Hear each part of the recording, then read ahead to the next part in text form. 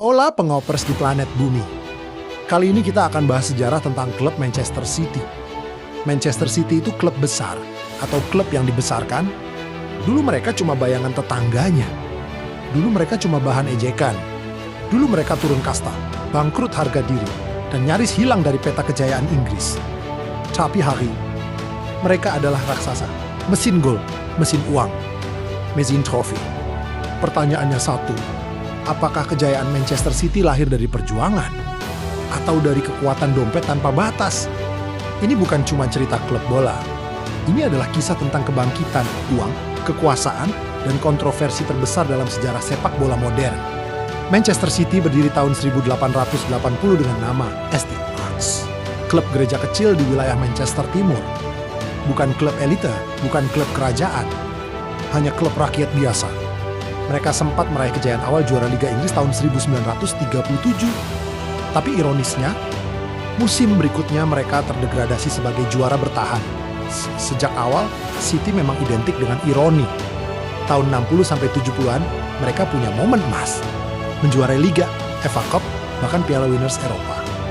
Tapi setelah itu, tenggelam dalam beng-beng tetangga berisik bernama Manchester United. Tahun 90-an adalah era paling menyakitkan. Manchester City terdegradasi bukan cuma sekali. Mereka sampai turun ke kasta ketiga Inggris. Klub yang sekarang disebut monster Eropa. Pernah main di League One. Sementara itu, di sisi kota yang lain, Manchester United sedang berpesta trofi di bawah Sir Alex Ferguson. Man City jadi bahan candaan.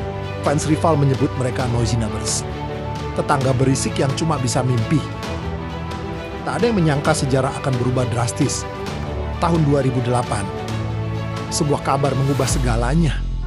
Manchester City dibeli oleh Abu Dhabi United Group. Didukung kekayaan kerajaan Timur Tengah.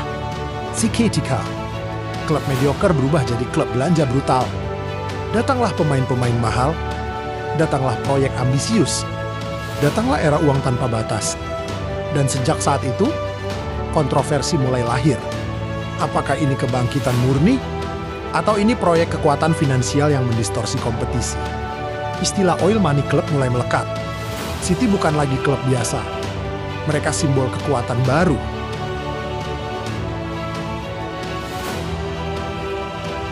Masuk era Pep Guardiola.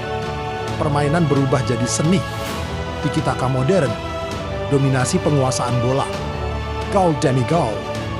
Juara Liga. Berulang kali. Treble winner. Dan akhirnya Liga Champions yang lama ditunggu.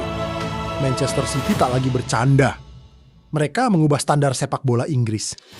Tapi, di balik dominasi itu, muncul tuduhan pelanggaran finansial. Lebih dari 100 dakwaan pelanggaran aturan keuangan Premier League. Kasus yang belum sepenuhnya selesai. Pendukung berkata, kami kerja keras, kami membangun proyek. Kritikus berkata, tanpa uang itu, City tak akan pernah sebesar ini. Dan perdebatan itu belum selesai sampai hari ini. Apakah Manchester City adalah kisah underdog yang bangkit? Atau simbol era baru sepak bola kapitalisme ekstrem? Mereka memang membangun akademi. Mereka memang punya sistem terbaik. Mereka memang memainkan sepak bola indah. Tapi tak bisa dipungkiri, uang membuka pintu. Uang mempercepat segalanya. City adalah bukti bahwa dalam sepak bola modern, romantisme sering kalah oleh investasi. Dan itulah yang membuat mereka dicintai, sekaligus dibenci. Manchester City adalah kisah transformasi paling ekstrem dalam sejarah sepak bola Inggris. Dari kasta ketiga, jadi raja Eropa. Dari bahan ejekan, jadi mesin kemenangan. Apakah mereka membeli kejayaan? Atau membangun dinasti modern? Sejarah akan menilai. Pengadilan akan memutuskan. Tapi trofi sudah ada di lemari mereka. Satu hal yang pasti, Manchester City bukan lagi tetangga berisik. Mereka sekarang adalah suara paling keras di sepak bola Inggris. Dan suka atau tidak, era biru belum selesai. Itu dia sedikit cerita di balik keberhasilannya Manchester City. Jangan lupa like, subscribe, dan aktifkan notifikasi supaya kamu tidak ketinggalan video menarik selanjutnya. Sampai jumpa lagi di next video.